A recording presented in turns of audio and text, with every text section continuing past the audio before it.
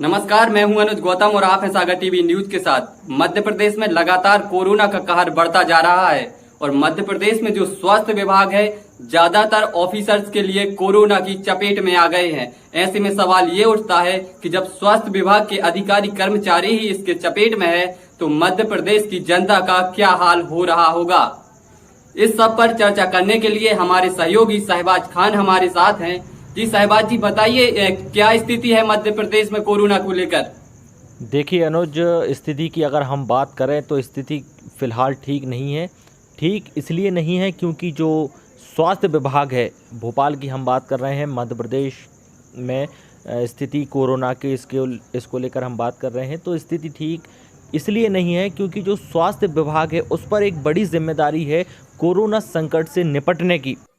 क्योंकि देखा जा रहा है सबसे ज़्यादा अगर परेशानी मध्य प्रदेश में तो इंदौर और भोपाल में है, क्योंकि 150 से ज़्यादा केसेस भोपाल में सामने आए हैं।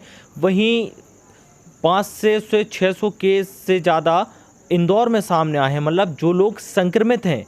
और इसके अलावा अगर सबसे ज़्यादा मौतों की हम बात करें तो उसमें इंदौर आगे है, यानी नंबर 1 पर है मौतों के मामले में। लगभग 37 मौतें इंदौर अकेले से हुई हैं।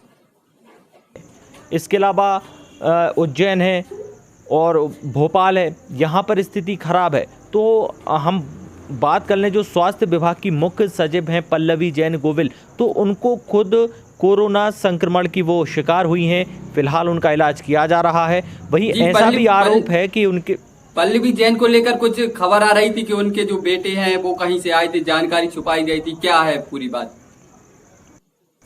बिल्कुल अनुज, अभी जो जानकारी मिली है वो ये है कि ऐसा आरोप है कि उनके जो बेटे हैं वो विदेश से लौट करके आए थे और जो पल्लवी जैन गोविल हैं उन्होंने इस बात की जानकारी छुपाई थी। हालांकि प्रशासन ने इस बारे में बहुत ज़्यादा कुछ कहा नहीं है।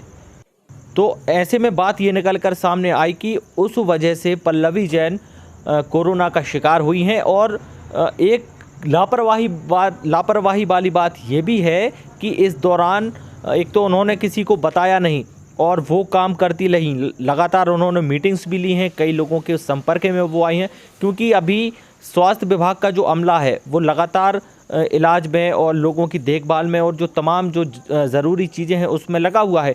तो इसमें उन्होंने ये सब चीज़ों पर ध्यान नहीं दिया। तो इसलिए जो उनके संपर्क में लोग आए हैं तो ऐसे लोगों को भी क्वारंटाइन किया गया है।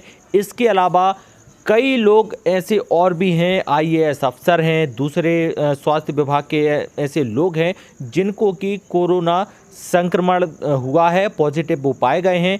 अगर हम आंकड़े की बात करें तो लगभग 80 से ज़्यादा लोग फ़िलहाल जो हैं वो अभी तक अनुज सामने आ चुके हैं। तो इसलिए इस बात ये उठ रही है कि जब स्वास्थ्य विभाग का अमला ही जिस पर इतनी बड़ी जिम्मेदारी है और वो कोरोना संक्रमण की चपेट में है, तो फिर सवाल कहीं ना कहीं ये आता है ना कि जिम्मेदारों पर जब इस तरह का संकट छाया हुआ है तो वो फिर कैसे निपटेंगे। क्योंकि कोरोना जो आपदा है वो महामारी है और लगातार इसके लोग संपर्क में आ रहे हैं। पॉजिटिव केसेस हम देखते जा रहे हैं, दिन पर दिन बढ़ते जा रहे हैं। मौतों का आंकड़ा है वो हर रोज ये जो आंकड़े हैं दिन ब दिन बढ़ते जा रहे हैं, लगातार बिगड़ते जा रहे हैं। भोपाल और इंदौर की बात करें तो वहां पर लगातार मामले सामने आ रहे हैं।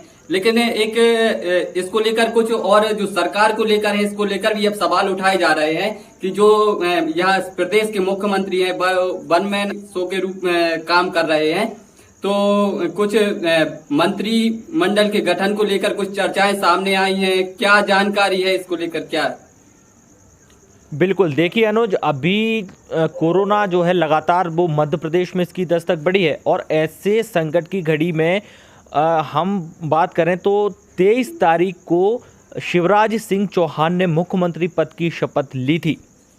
कांग्रेस की सरकार गिरी थी, इसके बाद मुख्यमंत्री बने थे शिवराज सिंह चौहान।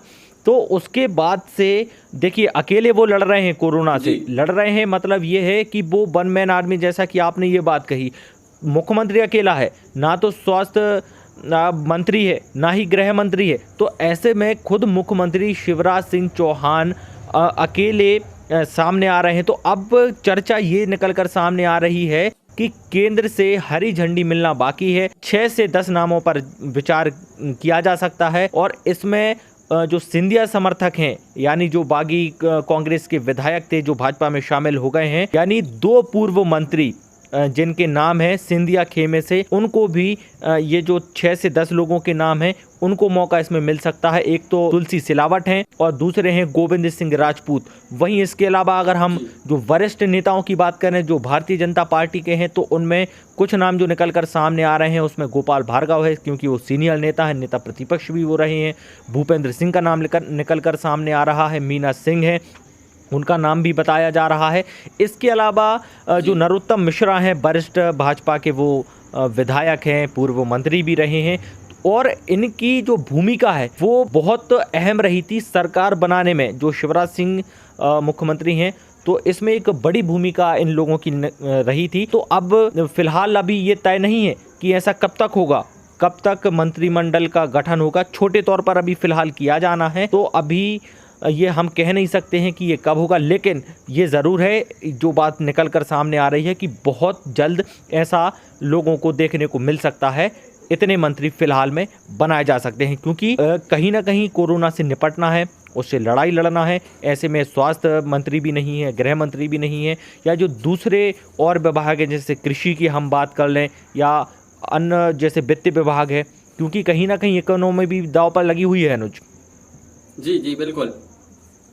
तो इस पर बहुत ज़्यादा सोच विचार मेरे हिसाब से अभी भारतीय जनता पार्टी में चल रहा होगा। और बात अगर हम करें तो मध्य प्रदेश में, क्योंकि लगातार जो आंकड़ा बढ़ रहा है वो कहीं ना कहीं चिंता का विषय है। अनुज जी बिल्कुल, बात बेहद जो आपदा है कोरोना है बेहद गंभीर महामारी के रूप में सामने आई है, और मध्य प्रदेश में भी इसके हालात जो है बिगड़ते जा रहे हैं। तो ये शहबाज थे हमारे सहयोगी, जो हमारे लिए इन्होंने चर्चा दी कि मध्य प्रदेश के कैसे हालात हैं, स्वास्थ्य विभाग के जो कर्मचारी अधिकारी हैं वो किस हालत में हैं, और इसके बाद जो मंत्रिमंडल गठन को लेकर चर्चा चल रही है, इसको लेकर भी उन्होंने जानकारी दी। बहुत बहुत धन्यवाद शहबाज जी। शुक्रिया अनुज जी। तो ऐसे ही खबरों के लिए बने रहिए आप सागर टीवी न्यूज के साथ। शुक्रिया।